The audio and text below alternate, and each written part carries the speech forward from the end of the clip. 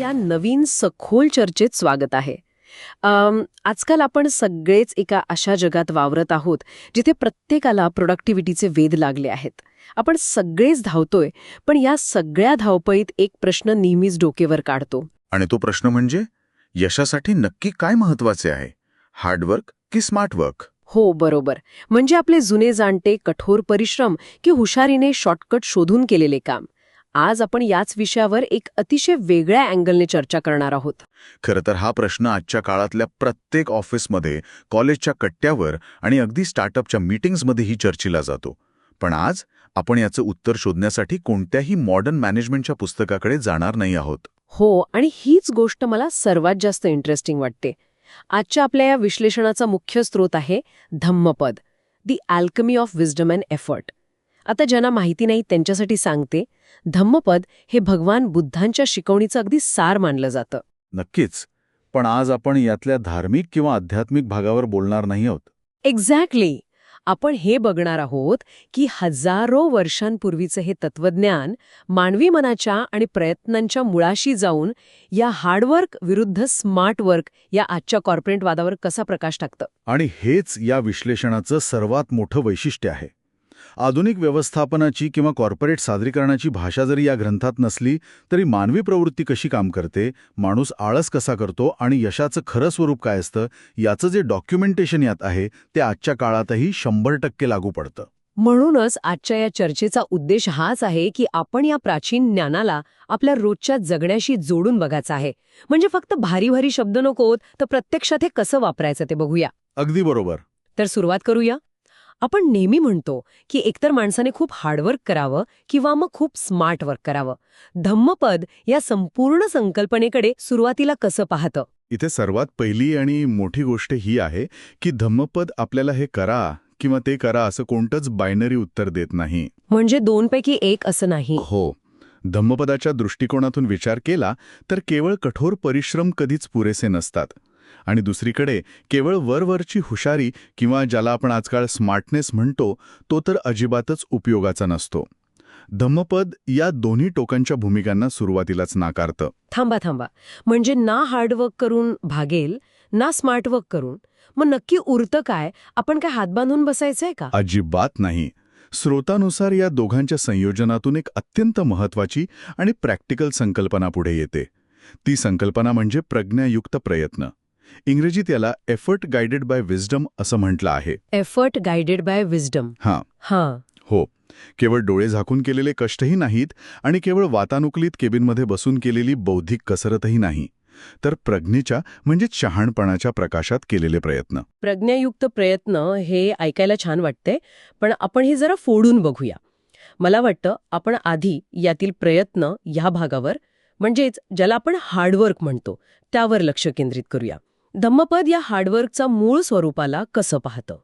जर आपण या स्रोताचा अभ्यास केला तर धम्मपदामध्ये आळस किंवा ज्याला पाली भाषेत प्रमाद म्हटलं आहे, हा माणसाचा सर्वात मोठा शत्रू मानला गेला आहे.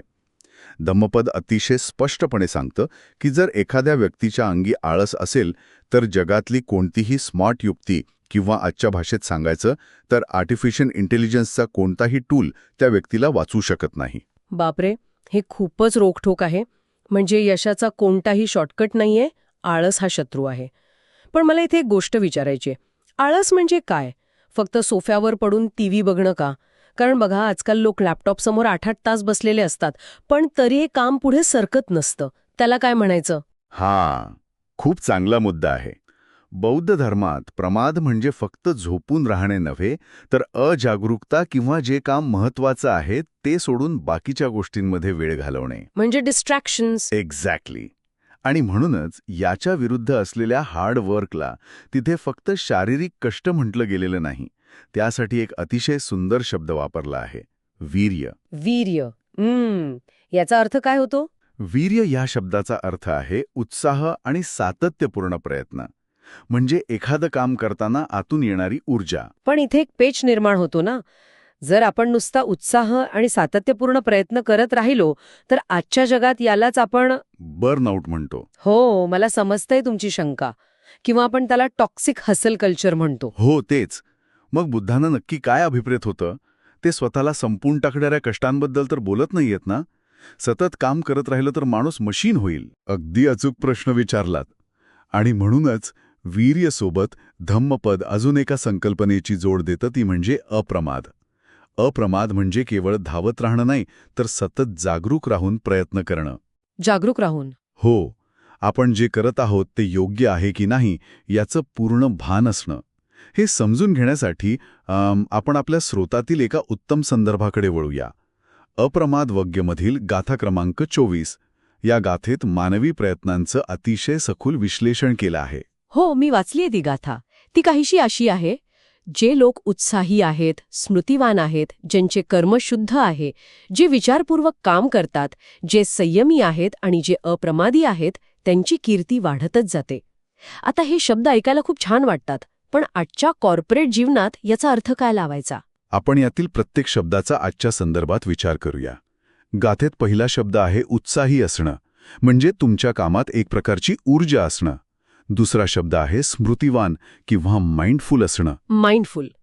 याचा अर्थ तुम्ही वर्तमानात काय करत आहात याचं पूर्ण भान असणे, म्हणजे मीटिंगमध्ये बसून मोबाईलवर स्क्रोल करत नसणे, तर तिथे पूर्णपणे उपस्थित असणे. बरोबर. आणि ते कर्मशुद्ध आणि विचारपूर्वक काम, हे थोडं कठीण वाटतंय. कर्मशुद्ध म्हणजे तुम्ही जे करत आहात त्याचा हेतू स्पष्ट आणि प्रामाणिक असणे, ऑफिसच्या राजकारणात न अडकता मूळ कामावर लक्ष केंद्रित करणे. आणि विचारपूर्वक काम म्हणजे एखादा ईमेल रागाच्या भरात टाईप करून तसाच पाठवण्याऐवजी एक क्षण थांबून त्याचा विचार करणे. हे तर आपण रोजच अनुभवतो. हो ना. आणि सर्वात महत्त्वाचं म्हणजे संयमी असणे, स्वतःच्या भावनांवर आणि वेगावर नियंत्रण असणे. बर्नआउट का होतो? कारण आपल्याकडे वेग असतो पण संयम नसतो. आपण स्वतःला वेळेची कोणतीही मर्यादा न घालता राबवत राहतो. म्हणजे केवळ गती महत्वाची नाही, तर त्या स्पीड मागे असलेली जागरूकता महत्वाची आहे. मला वाटतं, जर एखाद्या व्यक्तीकडे गाडी आहे आणि तो ती गाडी 200च्या स्पीडने चालवतोय, पण त्याचे डोळे बांधलेले आहेत, तर तो नक्कीच अपघात करणार. हा झाला डोळे झाकून केलेला अफाट वेग. बरोबर. पण जर डोळे उघडे असतील, रस्ता माहीत असेल आणि मग वेग घेतला, तर तो झाला अप्रमाद. अगदी तसंच. या सर्व गोष्टी जेव्हा एकत्र येतात तेव्हा तो खऱ्या अर्थाने अप्रमाद ठरतो. आणि हीच धम्मपदाच्या मते यशासाठी लागणारी पहिली आणि सर्वात महत्त्वाची पायाभूत अट आहे. सातत्यपूर्ण ऊर्जामान आणि सर्वात महत्त्वाचं म्हणजे जागरूक प्रयत्न. यालाच आपण योग्य अर्थाने हार्डवर्क म्हणू शकतो. हे तर स्पष्ट झालं. म्हणजे हार्डवर्क किंवा सातत्यपूर्ण प्रयत्न ही पहिली अट आहे. त्याशिवाय गाडी पुढे जाणारच नाही. पण आता मला सांगा, जर हार्डवर्क ही पायाभूत अट असेल, तर मग स्मार्ट वर्क कुठे येतं? कारण आज आपण बघतो की अनेक लोक खरोखर खूप कष्ट करतात. ते वेळेवर येतात, उशिरापर्यंत थांबतात, लॅपटॉपवर सतत काहीतरी करत असतात, पण तरीही त्यांची म्हणावी तशी प्रगती होत नाही. मग त्यांच्या बाबतीत काय चुकत असतं? इथेच या तत्वज्ञानाचा दुसरा आणि अत्यंत महत्त्वाचा भाग सुरू होतो. धम्मपद अतिशय स्पष्टपणे सांगतं की चुकीच्या दिशेने केलेले खूप सारे कष्टही पूर्णपणे व्यर्थ ठरू शकतात. इथेच आपल्याला ज्ञानी म्हणजेच पंडित व्यक्ती आणि मूर्ख म्हणजेच बाल व्यक्ती यामधला मुख्य फरक समजून येतो. ज्ञानी व्यक्ती केवळ घाम गाळत नाही, तर ती समजुतीने आणि योग्य दिशा ओळखून काम करते. म्हणजे आपण नेहमी ऐकतो तसं, एखाद्याने भिंतीला धक्का मारण्यात कितीही ऊर्जा खर्च केली तरी भिंत हलणार नाही. पण मला वाटतं हे उदाहरण थोडं जुनं झालंय. आजच्या जगात याचं उदाहरण द्यायचं तर समजा एखाद्याने एक्सेल शीटच्या फॉर्मॅटिंगवर 5 तास घालवले. त्याने वेगवेगळे रंग वापरले, बॉर्डर्स टाकल्या, फॉन्ट्स बदलले. मेहनत 100% केली, पण बॉसला किंवा क्लायंटला फक्त तो डेटा एका ओळीत हवा होता. आता इथे कष्ट खूप झाले, पण उपयोग काहीच नाही. हे झालं चुकीच्या दिशेने केलेलं हार्डवर्क. अगदी अचूक उदाहरण दिलंत. आणि म्हणूनच धम्मपदाच्या भाषेत या स्मार्ट वर्कला काय म्हटलं आहे ते समजून घेणं गरजेचं आहे. धम्मपद याला सम्मादिट्ठी, ज्याला आपण सम्यक दृष्टी किंवा राईट व्ह्यू म्हणतो, आणि प्रज्ञा म्हणजेच शहाणपण असं म्हणतं. सम्यक दृष्टी आणि प्रज्ञा हे शब्द ऐकायला जरा जड आहेत. आपण मगाशी एक्सेल शीटचं जे उदाहरण पाहिलं त्या संदर्भात सम्यक दृष्टी म्हणजे नक्की काय? सोप्या भाषेत सांगायचं तर आपण जे काही काम करत आहोत ते काम काय आहे, आपण ते का करत आहोत आणि त्या कामाचा अंतिम परिणाम काय होणार आहे याचं पूर्ण आणि स्पष्ट आकलन असणं म्हणजेच सम्यक दृष्टी. म्हणजे कामाचा पर्पस क्लिअर असणं. हो, तुमच्या एक्सेल शीटच्या उदाहरणात काम सुरू करण्यापूर्वीच ही शीट नक्की कशासाठी वापरली जाणार आहे हा प्रश्न विचारणं म्हणजे सम्यक दृष्टी. जर तुमची दृष्टी चुकीची असेल तर त्या दिशेने टाकलेलं तुमचं प्रत्येक पाऊल तुम्हाला तुमच्या ध्येयापासून दूरच घेऊन जाईल. शिडी भरावर चढण्याआधी ती योग्य भिंतीला लावली आहे की नाही हे पाहणं म्हणजे प्रज्ञा. हे खरंच खूप प्रॅक्टिकल आहे. म्हणजे कामाचा नुसता डोंगर उपसवण्यापेक्षा ते काम का करायचंय हे आधी ठरवणं महत्वाचं आहे. आपण नेहमी हाऊ टू डू इट वर फोकस करतो, पण वाय टू डू इट विसरून जातो. यावर प्रकाश टाकण्यासाठी आपल्याकडे स्रोतामध्ये सहस्वग्गमधील गाथा क्रमांक 111चा एक अतिशय सुंदर संदर्भ दिला आहे. आपण त्याबद्दल बोलूया का? हो, नक्कीच. ही गाथा अत्यंत प्रभावी आणि थोडी धक्कादायकही आहे. ती सांगते 100 वर्षे मूर्खासारखे आणि असंयमी जीवन जगण्यापेक्षा एक दिवस शहाणपणाने आणि ध्यानाने जगणे श्रेष्ठ आहे. बापरे, 100 वर्षांचं आयुष्य विरुद्ध फक्त एक दिवस, हा खूप मोठा क्लेम आहे. म्हणजे बुद्धांना असं म्हणायचंय का की 100 वर्षांचे कष्ट एका दिवसाच्या स्मार्टनेस पुढे फिके आहेत? हा विरोधाभास मुद्दाम वापरला आहे.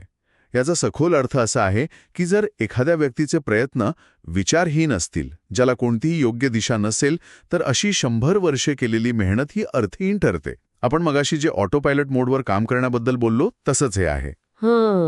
एखादा माणूस 10 वर्षे एकाच कंपनीत एकाच पदावर कोणतीही नवीन स्किल न शिकता रोज तेच काम करत राहतो. तो कष्ट करतोय पण त्याच्या कामात प्रज्ञा नाही. आणि याउलट एखादी व्यक्ती असेल जी ठरवून मार्केटचा अभ्यास करून एक दिवस पूर्णपणे नवीन गोष्ट शिकण्यासाठी किंवा स्वतःचा व्यवसाय योग्य दिशेने वळवण्यासाठी घालवते.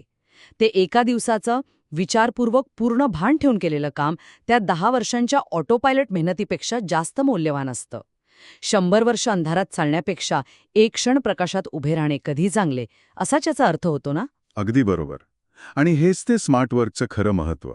नुसतीच धावपळ करण्यापेक्षा दिशा ठरवण्यासाठी घेतलेला वेळ हा वाया गेलेला वेळ नसतो, तर ती एक गुंतवणूक असते. हे 100 वर्षांचं उदाहरण ऐकल्यावर एक गोष्ट नक्की जाणवते की नुसते गाढव कष्ट उपयोगाचे नाहीत. पण मग इथे एक पेच निर्माण होतो.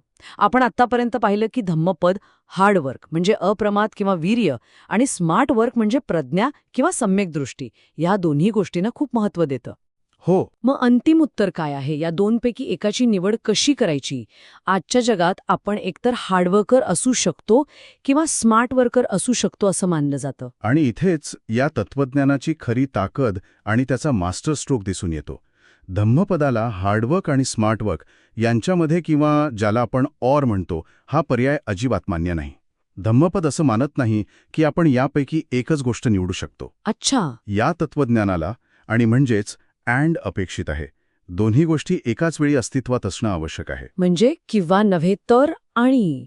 मला वाटतं आपण हे एका समीकरणाच्या स्वरूपात समजून घेऊ शकतो, म्हणजे ऐकणाऱ्यांना ते जास्त स्पष्ट होईल. हो, नक्कीच. समजा आपण पहिलं समीकरण घेऊ, स्मार्ट प्लस लेझी.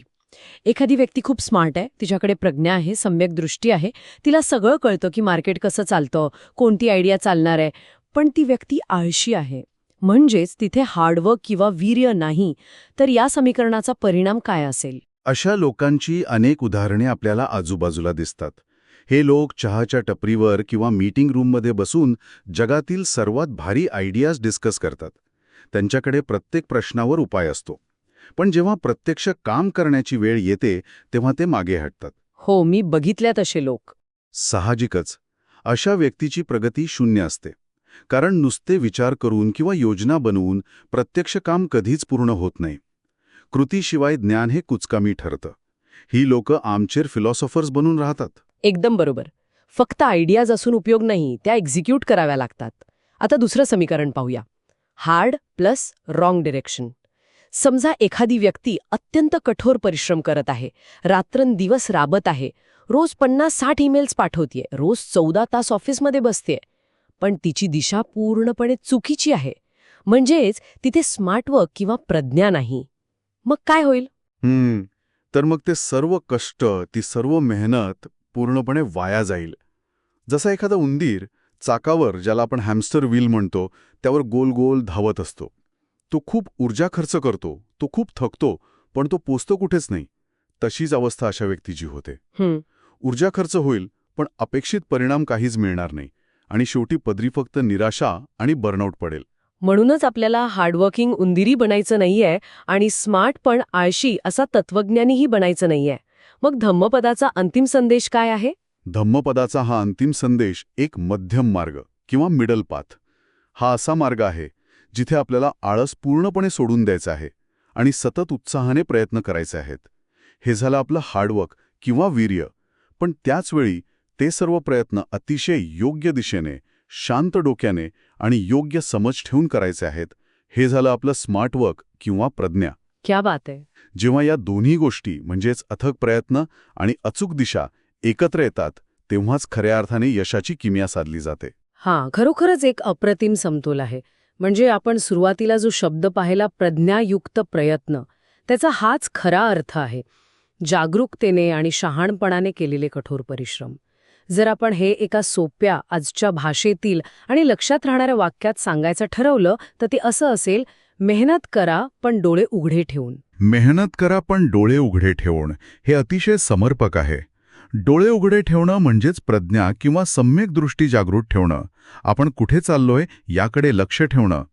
आणि मेहनत करणं म्हणजेच वीर्य आणि अप्रमाण टिकवून ठेवणं. ही दोन्ही चाकं जोपर्यंत एकाच वेगाने आणि एकाच दिशेने चालत नाहीत, तोपर्यंत आपल्या आयुष्याची गाडी पुढे जाऊ शकत नाही. आजच्या या चर्चेतून आपण खरोखरच एका वेगळ्याच निष्कर्षापर्यंत पोहोचलो आहोत. आपण अनेकदा हार्डवर्क की स्मार्टवर्क या वरवरच्या वादात अडकतो. पण धम्मपदाच्या माध्यमातून आपण हे पाहिलं की हा वादच मुळात चुकीचा आहे. हजारो वर्षांपूर्वी मांडले गेलेले अप्रमाद म्हणजे सातत्यपूर्ण आणि जागरूक मेहनत, आणि प्रज्ञा म्हणजे योग्य दृष्टी आणि शहाणपण, हे विचार केवळ जुन्या ग्रंथांपुरते मर्यादित नाहीत. अजिबात नाही. ते आजच्या आपल्या रोजच्या कामात, विद्यार्थ्यांच्या अभ्यासात किंवा आपण मगाशी पाहिल्याप्रमाणे आपल्या एक्सेल शीट आणि ईमेल्सच्या जगातही किती तंतोतंत लागू पडतात, हे खरोखरच डोळे उघडणारं आहे. आणि हेच या प्राचीन ज्ञानाचं खरं सामर्थ्य आहे. ते काळाच्या मर्यादेत किंवा कॉर्पोरेट जार्गनमध्ये अडकत नाही, कारण ते थेट मानवी स्वभावाशी आणि त्याच्या प्रयत्नांच्या मूळ स्वरूपाशी जोडलेले आहे. माणसाचा आळस करण्याची वृत्ती आणि दिशाहीन भरकटण्याची वृत्ती हजारो वर्षांपूर्वी जशी होती तशीच ती आजही आहे, फक्त त्याची रूपं बदलली आहेत. नक्कीच. आता या सर्व चर्चेनंतर आपण नेहमीप्रमाणे एका विचार करायला लावणाऱ्या प्रश्नावर येऊन थांबणार आहोत. एक असा प्रश्न जो या पूर्ण चर्चेचा सार आपल्या स्वतःच्या आयुष्याशी जोडतो. आपण सर्वांनी आज एक छोटीशी एक्सरसाइज करायची आहे. हो, म्हणजे स्वतःचं ऑडिट करायचं. अगदी तेच. जर आपण स्वतःच्या कालच्या पूर्ण दिवसाच्या कामाचं, अगदी सकाळी उठल्यापासून ते रात्री झोपेपर्यंतचं अतिशय प्रामाणिकपणे आणि त्रयस्थपणे परीक्षण केलं, तर त्यात काय जास्त होतं? आपण एखाद्या चाकावर धावणाऱ्या उंदरासारखे फक्त अप्रमाद करत होतो का? म्हणजे सातत्यपूर्ण पण दिशाहीन मेहनत? की आपण फक्त विचार करत, प्लॅन्स बनवत, प्रज्ञा दाखवत होतो, जिथे दिशा होती पण प्रयत्न शून्य होते? बरोबर. बहुधा आपल्या लक्षात येईल की आपलं पारडं कुठल्या तरी एका बाजूला जास्त झुकलेलं असतं. आपण एकतर विनाकारण खूप राबतो किंवा नुसतेच सल्ले देत बसतो. हा एक अतिशय उत्कृष्ट आत्मपरीक्षणाचा मार्ग आहे, कारण जोपर्यंत आपण स्वतःच्या कामाचं असं ऑडिट करत नाही, तोपर्यंत सुधारणेला वाव नसतो. आणि मग यापुढचा प्रश्न असा निर्माण होतो की जर आजच्या दिवसात आपल्याला या दोन्ही गोष्टींचा, म्हणजेच अथक परिश्रम आणि अचूक दिशा यांचा तो परफेक्ट समतोल साधायचा असेल, तर आज त्याची सुरुवात कोणत्या एका छोट्याशा बदलाने करता येईल? कोणती अशी एक कृती आहे जी आजच्या कामात वीर्य आणि प्रज्ञा दोन्ही आणू शकेल? कदाचित एखादा काम सुरू करण्यापूर्वी फक्त 2 मिनिटे थांबून हे मी का करतोय असं स्वतःला विचारणं, हा तो छोटासा बदल असू शकतो. नक्कीच. या एका अत्यंत प्रॅक्टिकल आणि विचार करायला लावणाऱ्या प्रश्नासोबत आपण आजच्या या सखोल विश्लेषणाची इथेच थांबून नोंद घेऊया. हा प्रश्न स्वतःला विचारा आणि आजच्या दिवसात त्या शहाणपणाच्या प्रकाशाची जोड आपल्या प्रयत्नांना नक्की द्या. आजच्या या चर्चेत सहभागी झाल्याबद्दल धन्यवाद. लक्षात ठेवा, मेहनत करा पण डोळे उघडे ठेवून. पुन्हा भेटूया अशाच एका नवीन, रंजक आणि माहितीपूर्ण विषयासह. तोपर्यंत